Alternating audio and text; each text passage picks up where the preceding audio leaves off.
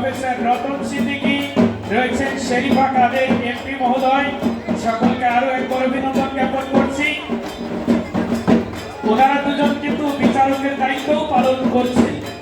ধন্যবাদ।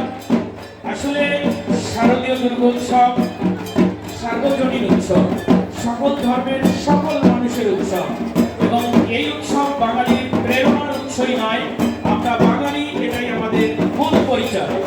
আমরা কে কোন ধর্মাবলম্বী সেটা নয়, উৎসব আমাদের সকলের।